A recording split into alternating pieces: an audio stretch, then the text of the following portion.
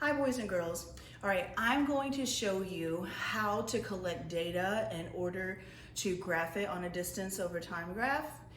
In order to do this, you have to have your distance marked out already.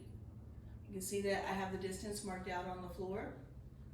All right, and you know that if you run track, then you already know what distance your race is gonna run, so that can kind of help you. If you're a swimmer, you already have a certain distance that you're supposed to swim. So distances very often are already marked out in real life. And then in order to find the speed that you're traveling, you have to also count the time that it takes to cover each distance. So what we're gonna do is we're gonna have Nick walk in a straight line, and keep in mind that distance over time graphs really only measure like going there and back. It could be curvy on the distance, but you're only going one way and then coming back another. That's literally all it can show. All right, so let's just kind of have Nick walk at a steady pace. He's gonna do a constant speed. And what I'm gonna do is after we do collect the data, I'm gonna show you how to graph the data, and you're gonna be able to see what a constant speed looks like on a distance time graph. All right, so first let's watch Nick walk it. It's gonna be like watching a candle melt or grass grow, because it's pretty darn boring because he's just walking at a constant speed. But you notice he's going past where I have marked off each one of the meters.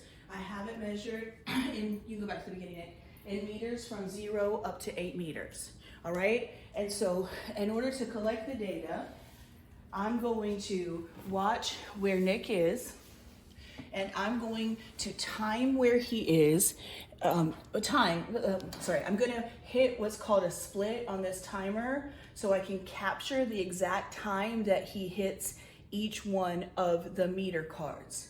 Right? So he's gonna walk, and as he gets to the first meter, I'll hit it and then hit it again, and it will capture the exact time that he comes to that card. So Nick, are you ready? Make sure that you keep your pace steady and constant, meaning you're not gonna change your speed at all. On your mark, get set, go. Split, split, split, split, split, split, split, split. All right, and now I'm gonna pause it, but not clear it. And if you look at my computer, then I have a list of data collected right here. So can I go up and down in it? Anyway, so it tells you at each time that he crossed the card, and I'm gonna turn that into a data table that we're gonna graph. All right. Hi guys, so here we have the data from Nick's first walk where he walked at a constant speed the entire time. I have on my data table the time in seconds and the distance in meters. And I marked off the meters 1 to 8 or 0 to 8 because that's what I already have on the floor. Starting from 0 meters and going all the way out to 8 meters. So I already have that part marked off, so I don't need to write anything else or really think about it.